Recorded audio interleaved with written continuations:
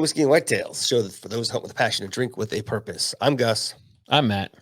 And as always, we want to say thank you to the Waypoint Network. Thank you to our Patreon members for being so damn awesome. And thank you to you, the listener and the viewers, for your support, for, liking, commenting, sharing, subscribing, leaving comments and iTunes, because it helps a lot. For those things that you do, we appreciate it more than you know.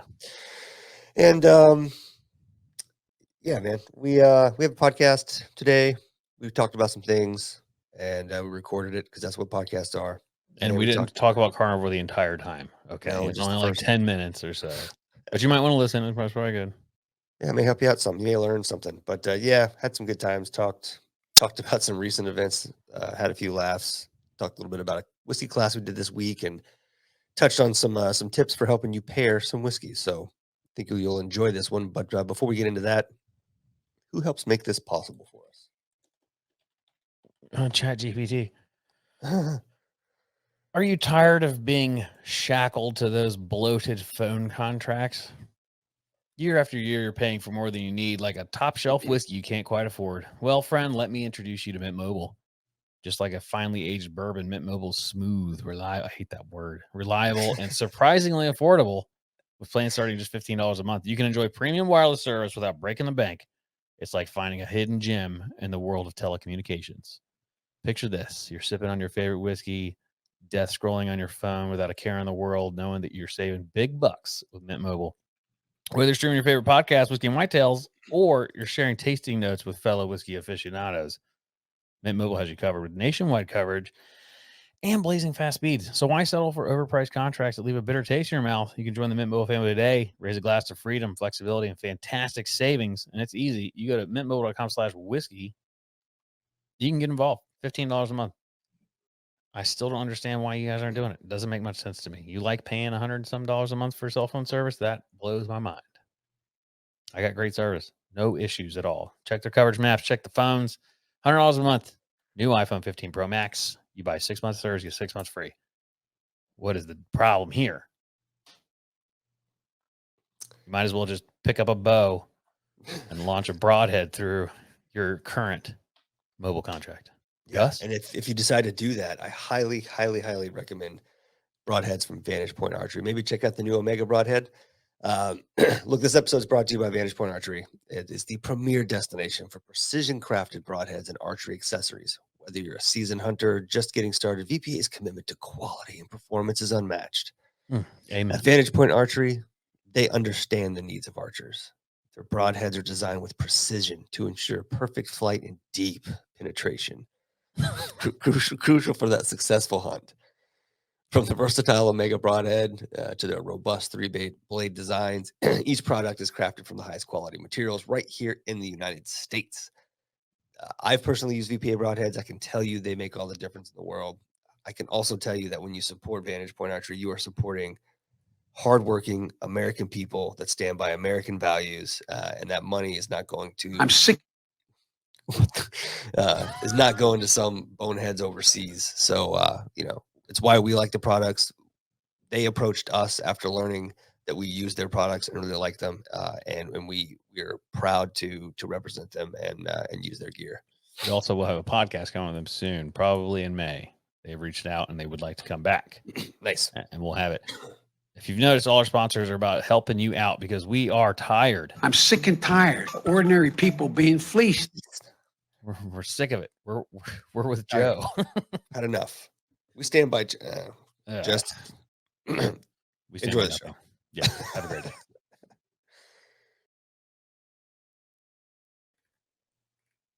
Boom. Now we live. Are we? Hi, live. Yeah, live.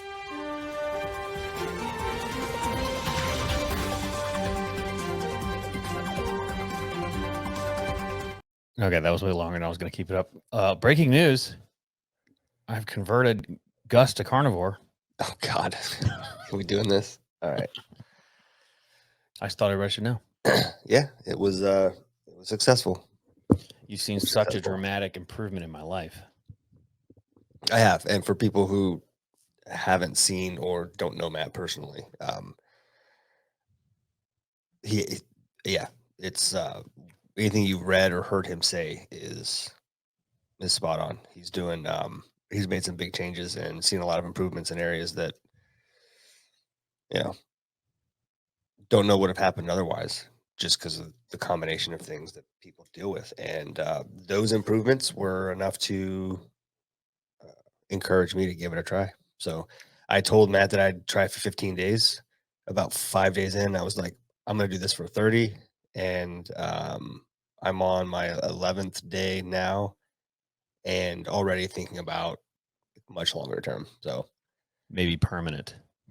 maybe so. And for Maybe those so. curious, I have it pulled up. Share the screen.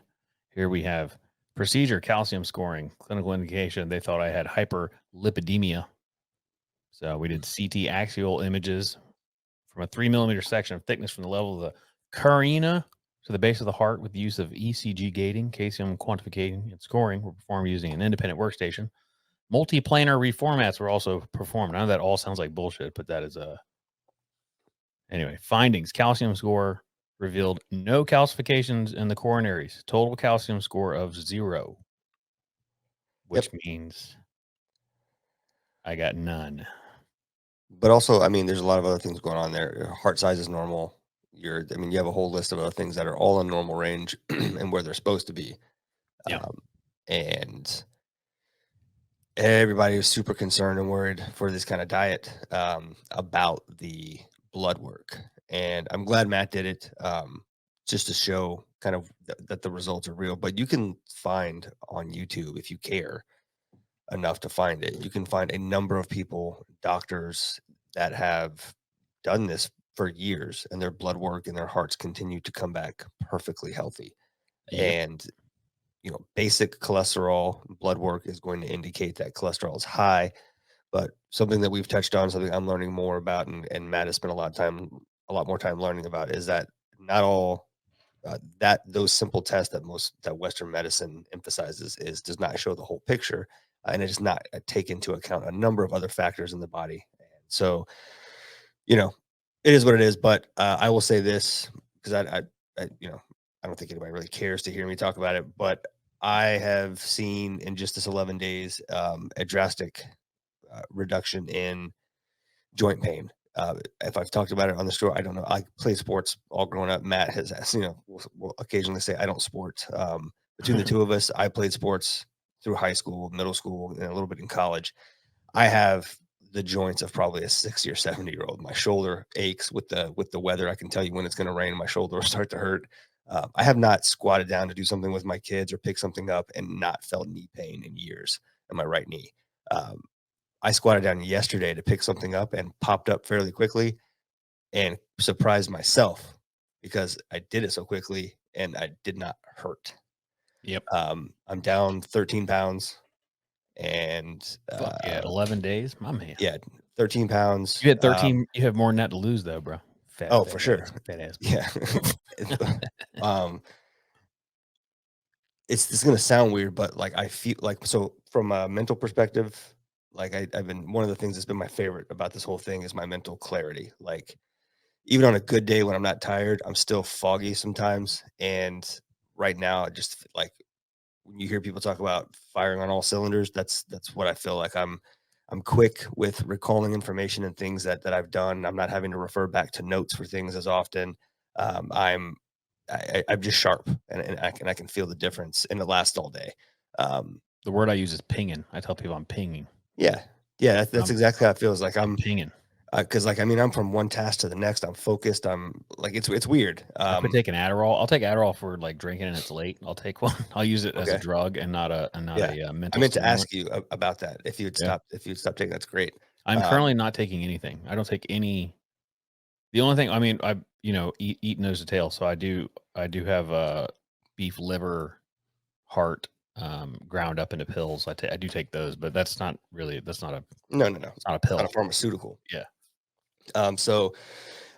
But like from a physical perspective and the weight loss, I understand that a lot of that is loss of inflammation and water weight. But this is going to sound weird, but I feel skinnier, and not that I am skinny, but I don't feel bloated. Like I don't feel like I'm carrying around extra me. I don't know. It's really hard to explain, but I think you don't realize how unhealthy you are or were until you start to let your body do the things it's meant to do. And I know there's a lot of people who are naysayers about the diet and what the science and what it's grounded in, but there are a number of resources you can find very easily on YouTube. Doctors who have spent hours I'm actually explaining gonna this and I'm breaking gonna it show down. one just for cholesterol. I'm gonna show one just for cholesterol. Saying Oh, there's okay. good cholesterol and bad cholesterol is nonsensical is because cholesterol is cholesterol is the same molecule of cholesterol inside the HDL inside the HDL is present inside the LDL. What's bad about the LDL is that the LDL traffics that cholesterol into the artery wall where it will get oxidized and lead to the process of atherosclerosis. Whereas the HDL will not do that. That's the fundamental difference. We should really never say good cholesterol. We should really never say good cholesterol and bad cholesterol because it's highly inaccurate. It's highly inaccurate, and it only reflects a lack of understanding. One is talking about, which is why it certainly would be a red flag. It certainly would be a red flag if a doctor ever said that. Yeah. Which, I mean, damn, he's Well, the and they doctor say it all says bad cholesterol. Just says the word bad cholesterol. They, you should question. You should question how much you believe that doctor. Yeah, I think it's one of those things, like a lot of other things in Western medicine, where doctors have been trained about ideas of certain things, like correlation.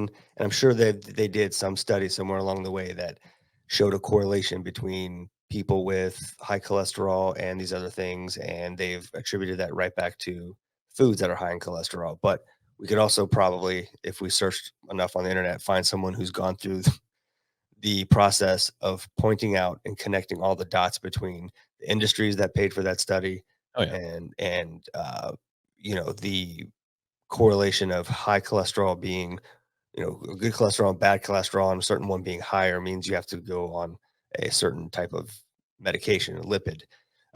And the number of pharmaceutical companies that help pay for these uh, these these kind of studies that are direct manufacturers of lipids is of not lipids, sickening. statins. Statins, yeah, Yeah, yeah. statins, not lipids. Sorry, And we're not statins. doctors. We're not giving medical advice. We're just telling Absolutely you not. what we're doing, What and we're we're learning. telling you that you should try and learn as well. Because one thing I learned is I kept seeing, because it takes you a while to kind of wrap your head around it all, because it is a cult. Like we live in a cult when it comes to the healthcare system. Mhm. But one thing you see a lot in the carnivore pages is they talk about triglycerides. And like if your HDL is high and your triglycerides are high, like you're in trouble. And the best way to think about it is your triglycerides is overeating. So if you have way too many calories in your body that you're not using, those are your triglycerides. So that's mainly going to come from sugar and carbohydrates. So if those are high and your LDL is high, HDL is high, that's when that plaque starts to form. You start getting that calcification. But my triglycerides are super low because I'm not eating sugar. I quit telling people it's carnivore because it's such an annoying argument. I just say I'm Mhm. zero carb. I eat zero carbs. And if you're not smart enough to put that together, then Yeah. but it's like A nobody couple responds. They're just yeah, a like, "Oh, couple nice. That's like keto." And I'm like, "Close. Yeah. Have a nice day." yeah. Yeah, more or less. Yeah. That's just And I'm not going around like trying to have this conversation. It's just, we're at work and people bring food. It's like, "Why aren't you eating?" I can't eat that. I do zero carb. Yeah. What if I go, I do carnivore, and they go, "Well, I quit eating red meat because it's bad for you," and blah, blah, blah. It's like, yeah, well, you'd be pissed if you knew I eat predominantly red meat and a lot of salt. Yeah. And my blood pressure is great. I have the best blood pressure I can remember having. My blood pressure wasn't this low when I was in the Army. Damn. Yeah. Yeah. That's Yeah. cool. So yeah, good stuff. I'll continue to do it for, the foreseeable future. And the cool thing about the diet is everybody is different. Everybody's body responds different. So some people have a tolerance for adding small bits of other things to the diet, certain fruits or honey or things like that. So I'm interested after a month or so to see what I can tolerate. And I'm learning that some people just really can't tolerate anything. Some people find that going so long without any kind of carbohydrates like that, even something as sweet as, semi-sweet as like a blueberry, which is really low in glycemic index, is sweet enough to trigger sugar cravings that they Yeah. have to end up fighting for 2 days. And I'm like, I don't know if that's worth it. So I've been doing we've had this conversation. I'm pretty sure we haven't talked about it on here, but the hunter gatherer human, Right. and like the vegan argument, it's like back then, nobody was sitting down having a bowl of blueberries, a bowl of fruit in the morning, and have a salad for dinner. That wasn't the Right. case. They were hunting, and while they were looking for an animal, they may eat a blueberry or two. And I didn't really think about that until we bought a blueberry bush. And like we go out there, water the plants, water the little garden, and you can eat. Every day there's 2 or 3 blueberries on there. So like Yeah. one day I'll have 2. Next day Andy will have 2 blueberries. Right. Like that's what it means by omnivore. Like we are able to eat blueberries, Yeah. but it doesn't mean you sit down and have a bowl of blueberries every morning or Right. whatever. And large hauls of that kind of stuff was a rarity. That would be like Yeah. a super rare treat. You know, like Yeah, if your you homie came across a fell bush. Yeah, into came a across beehive and brought honey back. You had honey for a couple of days. Like, Yeah. but it wasn't you having honey every day. It just wasn't a thing. No. And So, that's I've been cool living thing. that way. Like Yeah, I'll and have a that's blueberry too. I'll have that's an a little bit of approach that honey. Yeah. that's an approach that I think is more sustainable. And I still Like, won't it's eat not- vegetables though. Yeah, no, I'm not interested in vegetables. What's funny is that at 11 days in, close to the end of the day now, like, I got 3 kids and Jessica. None of them are doing this diet, so they're still there's still bread and things in the home, normal things. Um, no temptation, no desire whatsoever. My wife made Weird. homemade biscuits tonight. They did breakfast for dinner. So she made homemade sourdough biscuits. Dude, they were just a little crunchy on the outside, super soft. I picked one up, squeezed it, smelled it, and I was like, bet those are good. I put it right down and just kept like it didn't bother me at all. Yeah. Isn't that weird? It is It's weird. almost like we're supposed to eat this way. It's fascinating.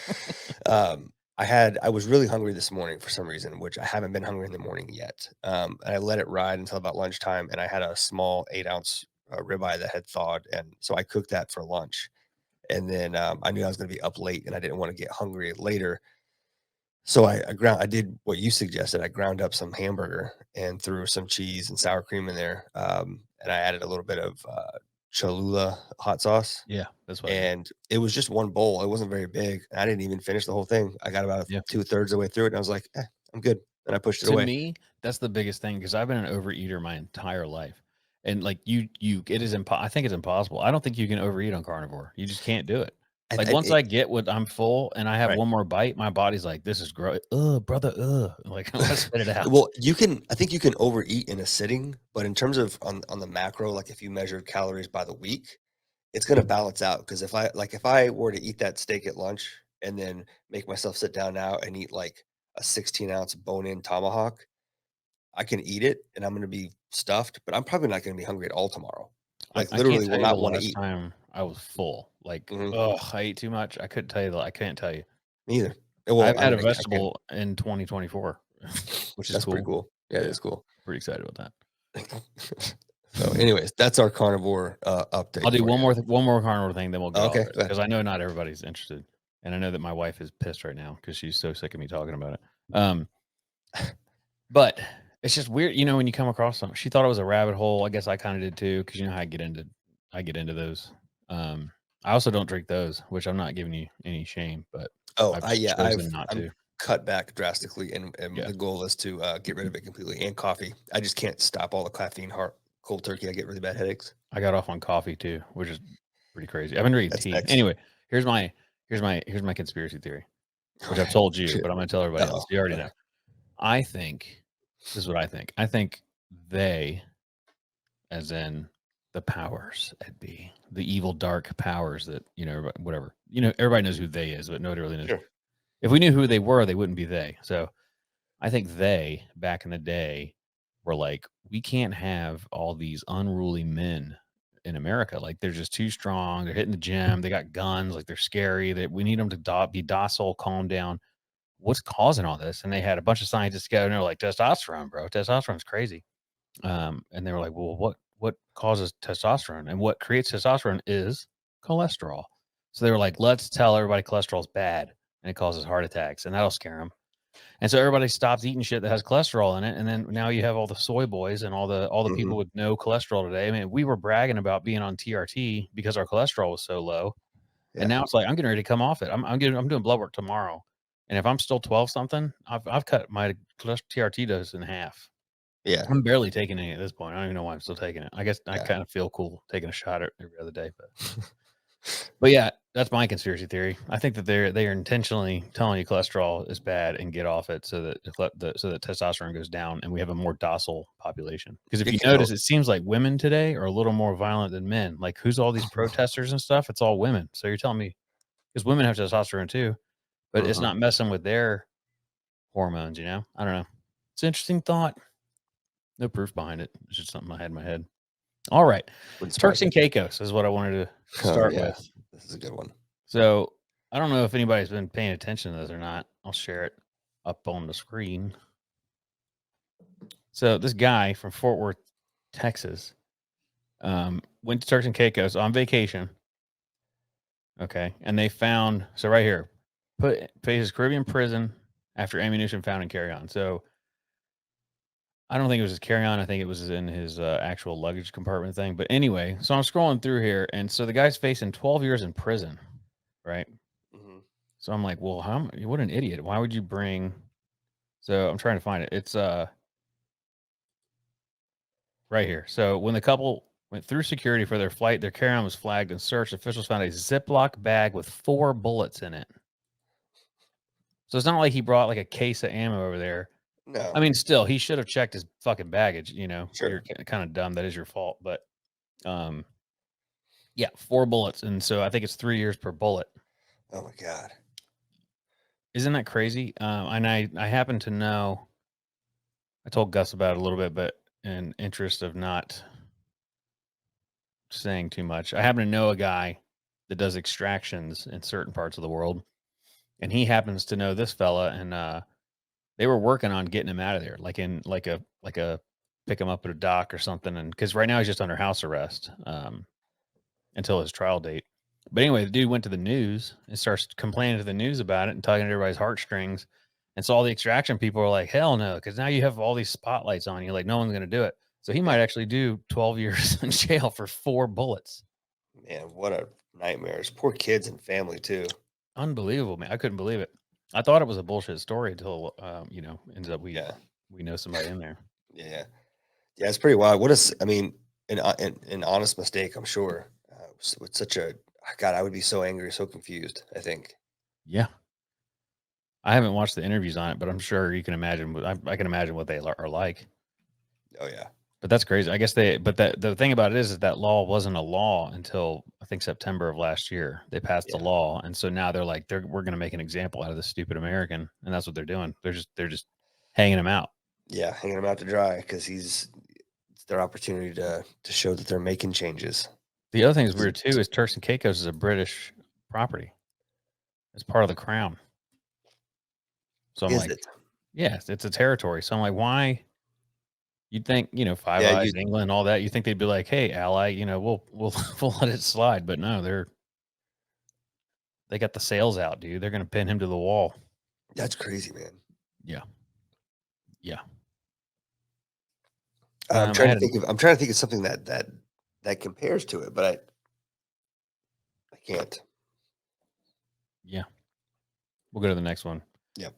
I found this fascinating. Milan poised to ban ice cream, pizza, and more after midnight. Okay. Yeah. So apparently ice cream's a big deal in Milan. And so they have like ice cream eateries on the street where pizza and stuff. Yeah. And so the Milan it's a new law to ban ice cream after midnight in an effort to protect tranquility of residents. So it's just, you guys are too loud eating your fucking pizza at night and your ice cream. So this is all right. So they're trying to shut down the nightlife and the late night food carts and ice cream carts is what they're doing because people are lingering after the clubs get out or whatever and lingering around eating and making a bunch of noise. So rather than put restrictions on the business owners, because there's probably not a whole lot of I would imagine licensing going on in Milan for maybe I'm wrong, but I think it's pretty reasonable. It's 12:30 a.m. on weekdays, 1:30 a.m. on weekends. I think that's, and public holidays. Be done with your fucking gelato by 12:30. Yeah, I don't think that's a crazy thing to ask. It's just an odd way to go about doing it. Like between socializing, and entertainment, and the peace and tranquility of residents. Yeah, it is weird that they're like the article was clearly clickbaity. It got me. Yeah. Like they're not actually banning ice cream. They're just banning all socializing activities on the street after a certain time. That's funny. Yeah. All right, last one that I found interesting. Loch Ness Monster. What? Yeah, NASA is being urged to help as new searches begin. All the shit that we could be spending money on with NASA. No. I've been there. So 30 May to 2 June, they're going to find Nessie. 1934 picture of her. And I've heard that they can live for hundreds of years. So, well, I guess we'll find out if NASA gets involved. There's supposed to be some smart folks. Yeah. Hydrophone capturing loud underwater noises and several potential sightings. The latest search will take place on the 90th anniversary of some guy's expedition since the first. Yeah. So watchers of the monster have been over 1,156 sightings, according to the official Loch Ness Monster Registry. How many of those do you think are bullshit? Probably most of them. The water moved. Like one or two, probably legit. What do you think? You've been there. What do you think? Dude, I don't know. I know that those locks, those water systems are deep, like really deep, and they're largely unexplored. So I don't know, man. They find new stuff all the time, different places of the world. If there was some big underwater thing like that living around there, I just think like surely it would have been seen for real, like with a video and nice and clear at this point. But yeah, like does it breathe water or air? If yeah, it breathes exactly. air, 100% would have been seen by now. Right. You know, it's like Bigfoot. You know, there's a lot of compelling stuff out there, but nothing really that just is the smoking gun. I've been told Bigfoot is not real by top. But yeah, that's a good example right there. How deep it is. Oh, that's the San Francisco Bay Bridge. Yeah. Oh yeah, it's pretty deep. Damn, I did not know that. Yeah, on the surface it looks just like a big lake. You know, and I mean, technically it is, but it's much deeper than you think. 745 feet at its deepest point. Wow. That's pretty crazy. Wow.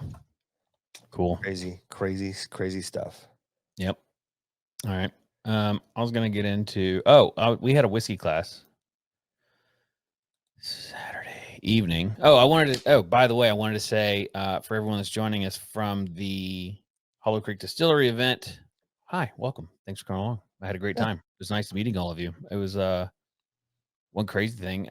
One of the guys came up to me and started talking to me about, his name's Joey. He was talking about some of the, the moonshine history out in Hellhole that we've talked about in our classes before. Yeah. And he was like, I have an article to send you. He showed it to me. I was like, dude, I actually almost brought that up because I talked a little bit about moonshining in the beginning and supporting local distilleries and how important that is. And I was like, I almost actually told that story, but I forgot. And he was like, those are my relatives. Like, I know the guy that hooked up with the feds and killed all his competition basically, and then started moonshining again. But anyway, he told me where he lived and his last name, and Andy goes, we know. Wasn't that crazy that we'd meet two people with that same last name? And so I just asked him, I was like, you're not related to Travis, are you? Like Charles or Carolina Marsh Tacky Travis? And he was like, it's my cousin. Oh shit. So weird, dude. Like, what a small world. I know. And this was outside of Columbia. Damn. He's a huge bourbon guy. Yeah. It's fascinating. It is fascinating. Huh. That's cool. But anyway, at the class, we got asked an interesting question, and I thought that would be fun to talk about. Our favorite cocktails. Oh yeah. That was a fun question. I think the question was originally like, what's our favorite whiskey to drink in a cocktail? Whiskey on to the drink rocks and neat. On the rocks and neat. Yeah. But the cocktail got a lot of good conversation started. Man, I don't know. I enjoy really unique cocktails. Like even if I don't end up necessarily liking the flavor, I like trying new things. So like we had one at that restaurant where the four of us went to up in Lexington, and there were a bunch of like weird themed names for different cocktails. OFC bar or whatever. Yes, that's the one. Yeah, I don't remember what it was called, but I like cocktails like that. Like if I want to go out for a cocktail, I want it to be something that I'm not can just make it home myself. Yeah, Like, I hate 100%, going yeah. to a bar and ordering an old fashioned. Well, I can do that at home. Make me something cool that I've never heard of. It's also a sign of a good bartender when you're like, make me your best cocktail. Yeah. And they bring you an old fashioned. You're like, you son of a bitch.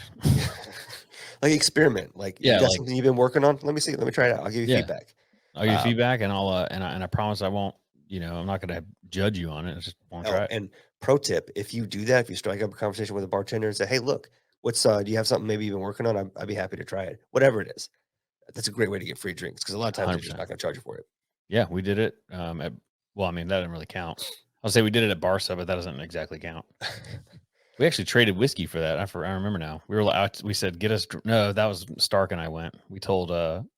I told him. I said, "Get us drunk, and I'll bring you a bottle of whiskey." I can't remember what the whiskey was. I think it was OWA or something. Okay. And so he got both of us drunk, which is a pretty good feat.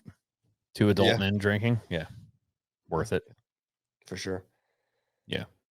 But I did want to talk. So, well, why don't we just go ahead and answer it? So, like, favorite bourbon neat. Well, I don't even think that's a best question because we say it all the time that our favorite drink is the one in front of us. I will say if it's a quality bourbon, even some whiskeys and ryes, scotch, whatever. If it's a quality drink, I prefer it neat. Yeah. If it's bottom shelf, like benchmark, I'm gonna want to rock on it. I like Jack Daniels on the ice. I like that. I think that's good. I drank Jack Daniels on rocks for many, many years. Sure. Yeah. Way before whiskey and whitetails. I mean, that was like my preferred drink. Right. So on the rocks, I'm going to want something that's not as clean. But if it's a clean, like proper bourbon, I prefer it neat, which it's fine. You can drink it however you want. It's just my personally, and I think you're probably the same way. Yeah, a lot of the same way. There are things that I like to have on hand just because they're easily obtainable, and a lot of those are for me more enjoyable on the rocks or in a cocktail. But I would much prefer try or drink most whiskeys neat. You experience what goes into it and can appreciate it a lot more. Now, if I just want to drink and I want it neat, I'm going to gravitate towards some of my just easy favorites, right? You got, Woodford Double Oaked or bought a bottle today. Yeah. Just whatever. Like, everyone's got their favorites and things they enjoy. I don't know. I guess what I'm trying to say is I don't take and go, oh, that's a rocks whiskey and that's a only neat whiskey. Cause I may pour some birthday bourbon and decide, fuck it. I'm going to put Coke in this, because I don't care. And that's what I want to do. What are we going to do? Oh, speaking of Barca, I just wanted to mention this guy doesn't work there anymore. He's now at Husk. Oh, so if you go to Husk, he's probably in the bar. Just letting you know, since he's nice man. Anybody doesn't know, if you live in Charleston, you should go find Guy. He's one of the best. He is the best bartender in Charleston, I think. I can't think of a better one. George should hire him. That would be, dude. That would be wild if he worked there. The amount of creativity between he and George. Yeah. Guy makes some crazy cocktails. Okay, so cocktail. So if you're going to make a cocktail at home, I'll go first. If I'm going to make a cocktail at home, it's like smoked old fashioned. Like it's easy. I do it all the time. But now that I'm not really doing a ton of the sugar stuff, I've kind of leaned towards the sours because I'll do freshly squeezed limes. Yeah. And make it more bourbon heavy. But a New York sour, if you've never had that, it's like you make a sour and then you take a spoon, put a spoon on top of the ice, and you pour like a Cabernet, like a red wine in it as a floater. Wow, it's good. Just the flavor profile differences and the fruit with the lime, with the bourbon. Man, that's good. I'll have to try it out. We don't do a whole lot of cocktails here at the house. So if I'm going to make one for myself, it's going to be probably an smoked old fashioned or smoked like maple old fashioned or something like that. I have a couple of different bitters that I'd like to mess around with, but it's just the easiest thing. My wife likes it as well, so it's easy. I've never tried making any of the any of the other stuff you were just a Manhattan or anything like that. I've never tried making that at the house, but I've screwed up a Manhattan at the house, and then I just like fuck it, and I go back to. I mean, I've made a lot of stuff, over the years. I like to experiment, but I don't really do it nearly as much as I used to. Usually, if I'm drinking, I'm just, I'm drinking. Yeah, I don't have a whole lot of shit for cocktails at my house. Yeah, I guess is also the problem. So I don't anymore. When we stopped selling bitter milk, I kind of quit making cocktails. probably good for you. Yeah. And then I figured that we could talk a little bit about the art of pairing. Oh yeah. And I prepared a little bit, just kind of like talking points, and we can go through it. But this is what I wrote. It said pairing whiskey with food involves considering the flavor profiles of both the whiskey and the dish, as well as how they interact on the palate, which is very important. But when it comes to the fat content, chemical compounds, this is basically the Whiskey and Whitetails approach to pairing whiskey with food. And a lot of this we kind of keep to ourselves, but you listen to the podcast, you deserve to learn some insider stuff. So the biggest thing that we harp on all the time in our classes or when we're doing pairings or working with chefs or whatever we're doing is fat content. So whiskey's high alcohol content, it'll cut right through fatty foods, but it's like a cleansing the palate kind of cut. So it enhances the overall dining experience. So like these are the tips I wrote. High fat foods like steak, cheese, rich desserts. They can complement your full bodied whiskeys, like bold stuff that might be like overpowering for the average person. They're great for pairings as long as it's not too high proof or not too much burn, because you got to realize that usually when you're doing this with people, they're not used to high proof whiskey. Yeah. Yep. And then so lighter whiskeys like Irish whiskey, Japanese whiskey, they pair well with dishes like seafood or salads, vinaigrette dressings, some types of caramel, like lighter caramels, not super sugary. Mm-hmm. That's kind of like our approach to it. Some cookies. What's a whiskey that you like for that? Which one? For the lighter. Oh, Redbreast 12, dude. Yeah. You and I both love, and Redbreast Lustau. If you guys ever see Redbreast Lustau, put that shit on the bar. It's so good. Yeah. Even really I don't know the years off the top of my head, so I'm not gonna sound like an idiot. But the older age Redbreast stuff, if you can find it at a decent price, which usually you can because nobody buys that stuff. Yeah. That's What's the other secret. one? There's a Redbreast 23. Is it 23? I don't remember. It's either 23 or 25. They have a 17, I think. Mm-hmm. Those are the ages, something like that. But they're not super over oaked because they are ex bourbon cast, so they're not like super tanniny, which we've discussed we don't really like. I think we talked about that in the last episode. Yeah, since it's already been used, it doesn't age quite as harshly as a bourbon will. So, and they age longer. The climates are different, so these barrels aren't swelling and shrinking as much. So the whiskey's not really coming in and out of the wood as much as it would, in a warmer climate. A lot of the stuff is aged underground, so it's in Ireland anyway. Yep. The chemical compounds was next. So whiskey contains various compounds like phenols, esters, and aldehydes, and that's what kind of contributes to the aroma and the flavor profile that it has. So if you're pairing a whiskey with food that involves considering how these compounds interact with each other, these are like what I wrote down. So smoky notes in peated Scotch will complement grilled and smoked meat. I mean, it's very simple. Sure. Fruity notes in bourbon, apple pie, flavors like desserts that are light and fresh and springy. You can get those fruity notes out of it. Mm-hmm. But you should also experiment with contrasting or complementary flavors. For instance, 100%. Like pairing a spicy rye whiskey with a sweet savory dish, you'll create like that umami experience that I do with those little Charleston crackers with the pickle. Yeah. And the honey. Oh boy. Yeah, you can play around with sweets and smoky scotches as well. Mm-hmm. There's a weird contrast there that with the smokiness and it's akin to the sweetness you get from a barbecue sauce when you're eating smoked meat. Like there's that contrast there that just complements one another. You can do the same thing with that. And you also as contrast you can also kind of balance your flavors. So if you aim for a balance in your whiskey and foods, or the whiskey is particularly intense or complex, you're going to want to power it with a dish that's not going to overpower it with flavors. You want to make sure you can get those complex flavors out of it, like the dominant flavors in the whiskey and then the less dominant flavors in the food. Right. So complementary and contrasting flavors, as we said before, but you want to enhance, not overshadow. Like you don't want to blow either one out. You want to make them better.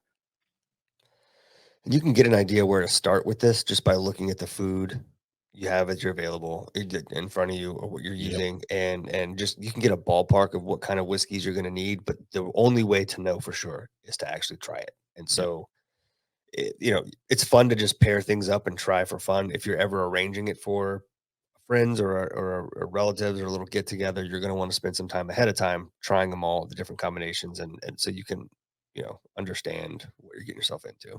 Right. And the last point I put was experimentation and personal preference. So ultimately, pairing whiskey with food is subjective and it depends on your personal taste and preference. We say that all the time. The taste is subjective. So just because you like it, someone else might not. So going extreme, it may not work as well. But also, if you're just doing it for yourself, just who gives a shit, man? Have a good time. Yeah. But you want to experiment with different combinations to find out what works best for you. And so the best way to do that is to keep notes. Like this whiskey did this, and I think it was, the honey in the dish. I think the honey and the whiskey paired nicely. So you can now take that whiskey and put a drop of honey in something else. And you're going to refine your palate over time if you keep notes on it and you actually pay attention to what you're doing. If you're really interested, is my point. Yep.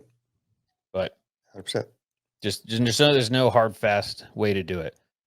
Like we've gotten good at it at this point because we've been doing it for so long. I mean, I can almost take any dish and find something. Like I can usually eat something and right away I'll think of a bourbon that would pair perfect. Mm-hmm.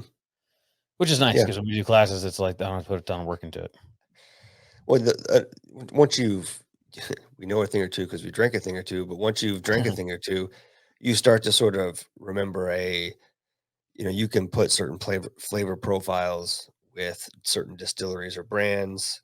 Your brain will sort of start to organize flavors and associations, and it just makes it easy to go, oh, that tastes, you're chewing on something. Your brain will just make the connection. Also, if you want that shirt, we know a thing or two because drank a thing or two. That pre-order ends on May 1st, and then that shirt's gone forever. Forever. Cool. I figured we could go over some new whiskeys that are coming out in March. In April. Cool. So the Abraham Bowman Oak Series, they're doing a French oak this month. I read the press release. It's 12 years in charred and non-charred French oak barrels. 12 years. And as you know, that's Buffalo Trace. Wait, it said 12 years in charred and uncharred? Yeah, I don't know how they split that up. It's just 12. It's 12 years old. Yeah, okay. So Basil Hayden is coming out with their new edition this year. It's called Subtle Smoke. If you're a fan of Basil Hayden, try it. If you've had like rice or their toasted or any of the other ones that they made and you didn't like it, like me, pass. The Booker's release for the first release this year is Springfield Batch. 7 years, 7 months, 8 days, $90, 124 proof. Nice. Not bad. I'm gonna have to get Kyle to get me this one. Kyle, if you're listening, Hard Truth is coming out with Farmer's Reserve, 106 proof in collaboration with Mellencamp Whiskey Company. I'm interested. Mellencamp Whiskey Company. I don't know that one. The Boo Rye, available only at the distillery, is coming out this month. Twice barreled Tennessee Rye, Jack Daniels, coming out this month. We have a Jack Daniels pick coming up. Oh, also this Sunday, yesterday, if you're listening to the podcast on Monday, I filmed the Fireball Dragon Reserve bottle and an aeroplane. So I'm gonna wear a suit. We're flying to the NHRA 4 wide. Get an extra ticket, and I said absolutely. So we're flying to Charlotte. Who is? Me and Andy. Oh, nice. My boss Andy. Well, I guess my wife Andy's coming too. So, he had extra tickets, so we're gonna fly out there. But I'm gonna sit in the back seat of his plane in a suit and tie, and I'm gonna pop that Fireball and have a nice little in-flight entertainment experience and drink some fancy whiskey, some barrel-aged Fireball. Yeah. Very excited. I don't know if I've read the back of that bottle to you yet. No, you haven't. I'm gonna pull it up. Fireball Dragon Reserve back label. It's worth it.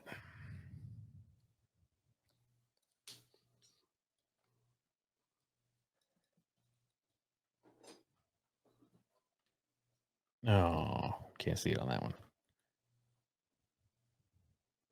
I might have actually wrote it down there. They did.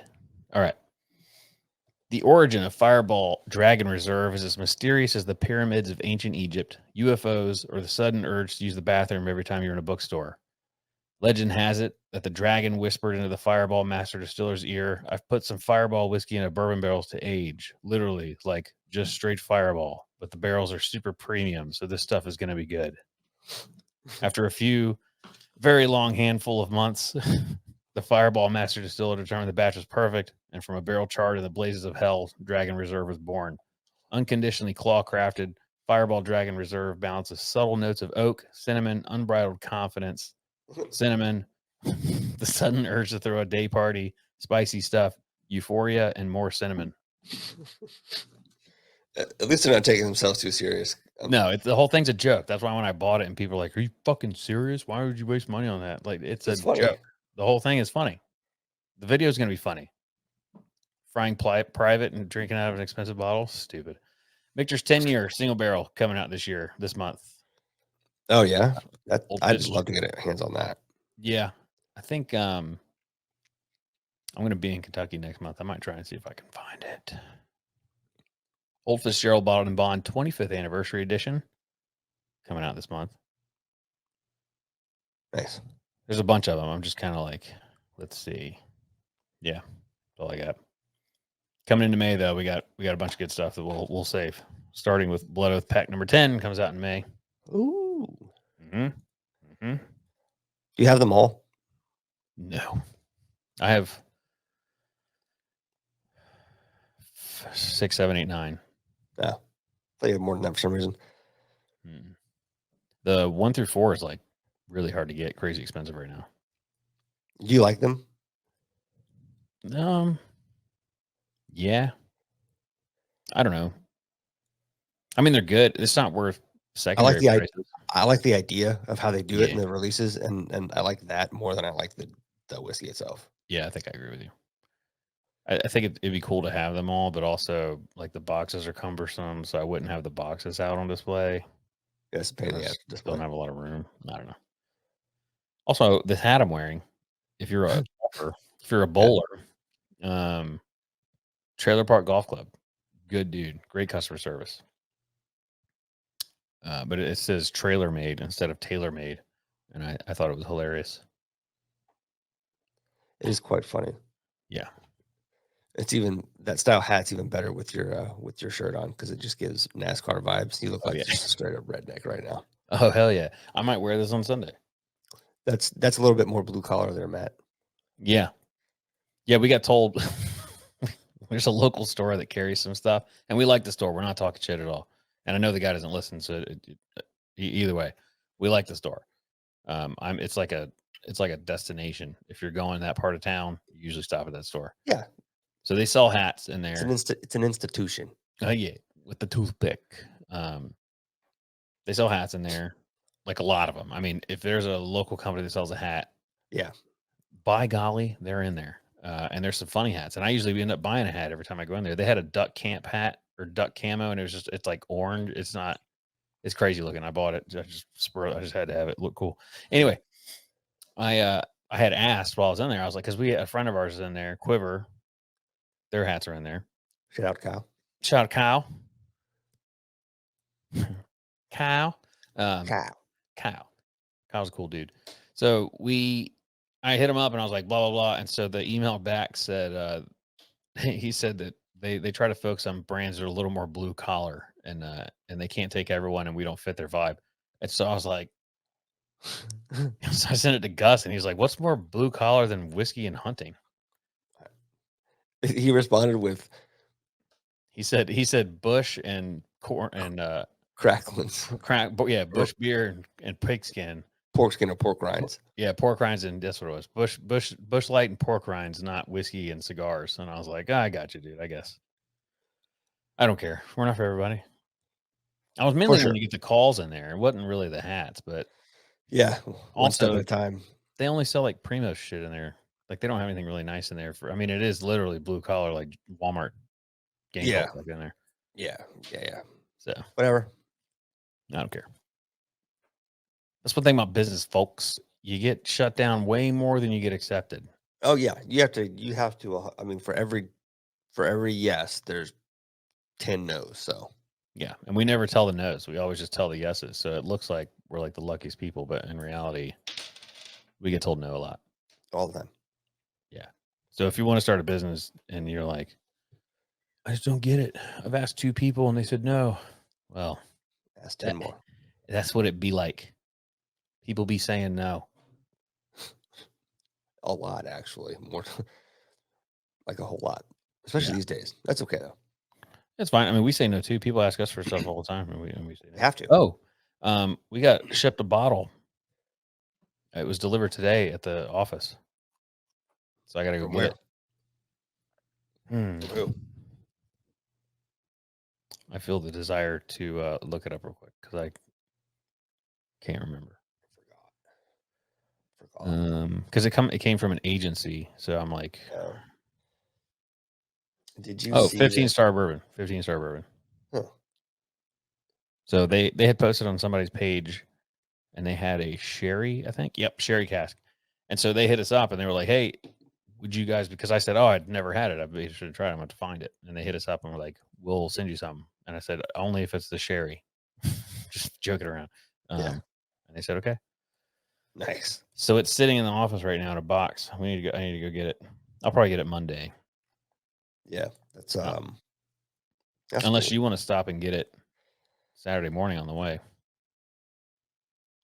And I'll bring a vessel and we can split it. I don't know if they're open. I don't know if they are Saturday. either. I'll look it up and see if it's open. I'll swing by that way. I'll leave early and just swing out that way, grab it, and then get back on 26. Yeah. All right. I'm going to work the morning and take the rest of the day off tomorrow. I got blood work to do. I got to go to Mount Pleasant and meet with a guy about a whiskey class. And I haven't. How long have I lived in this house? You lived in that house 4 years, 4 or 5 years, yeah. Yeah. And so I have that kitchen table bar area. Yeah. I keep meaning to buy bar stools. I just never think about it. I literally don't think about it unless somebody comes over and they're like, "You still don't have bar stools?" Like, so I'm gonna go buy bar stools tomorrow. Oh, nice. Okay. I waited until the economy was shit and everything was super expensive to go buy bar stools. Yeah. Your Where are you bought bar gonna buy 'em from? stools? There's a place in Mount Pleasant, next to, I can't remember the name of that sushi restaurant or Japanese restaurant. It was amazing. And then they like, fuck this place. They moved to Florida. Oh, shit. Yeah, for real. I can't remember what they're called, but they were really good. It's right next door. I went there for supper club one night and I was like, oh wow, but they're open like 10 to 3 or something every day. Weird. But all they sell is bar stools. Oh. Well, that's weird. Yeah. So I'm gonna hit that up. You got a particular style, something you're looking for? No, I think I'll see it and be like, that's the one. Yeah. Yeah. You got a bar area set up outside? No. I have like all those chairs and stuff. I think you've seen those. Oh yeah. I didn't know if you'd set up like an outside bar where you could actually bring stuff down. No, I probably should. I was thinking about it today because my new smoker, Pellet Grill, shout out to Pit Boss. Cool sponsor.